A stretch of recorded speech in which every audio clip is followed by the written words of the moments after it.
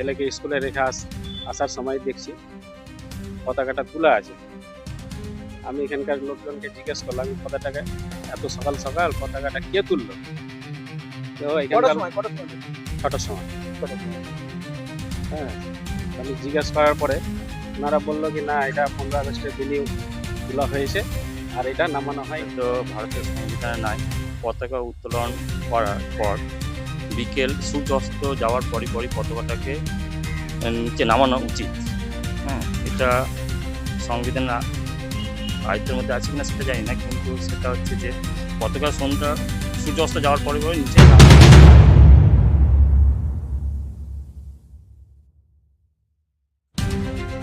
মুর্শিদাবাদ জেলার ফারাক্কার বেওয়া এক পঞ্চায়েতে জাতীয় পতাকা অবমাননার অভিযোগ ঘিরে চাঞ্চল্য।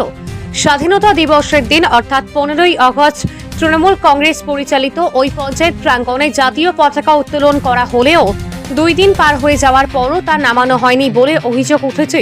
এই ঘটনার জেরে স্থানীয় মহলে প্রবল বিতর্ক শুরু হয়েছে।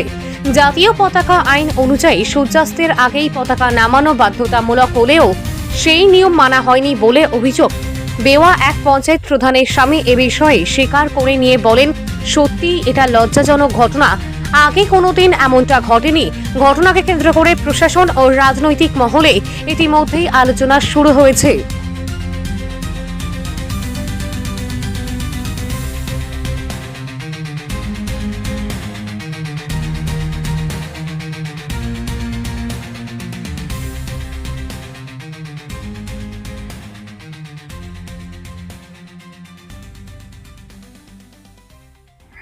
বেওয়া এক পঞ্চায়েতে 15 আগস্টের দিন একটা জাতীয় ফ্ল্যাগ ওখানে ওঠানো হয়েছিল, সেই ফ্ল্যাগটা এখনও নামা হয়নি।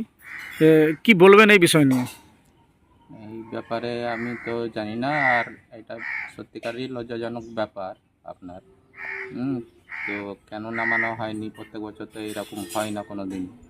আর যাকে দায়িত্ব মানে ওখানকার থাকে ওরা নামিয়ে দেয়, কিন্তু এবার কেন করেনি জানি না। তো আজকে আমি যে ব্যাপারটা আমি দেখছি, তদন্ত করছি। কিন্তু এটা এইভাবে তো একটা জাতীয় ফ্ল্যাগকে অপমান আমার করা তো হচ্ছে। খুব লজ্জাজনক বিষয় যে কেন হয়নি বা কেন নামায়নি। কোনোবার তো এই ধরনের হয় না। আপনি কি জানতেন না? না, আমি জানতাম না। ওরা ওখানে, আমার তো বাড়ি দূরে, তাই তা আপনি এখন কিভাবে দেখছেন বিষয়টিকে?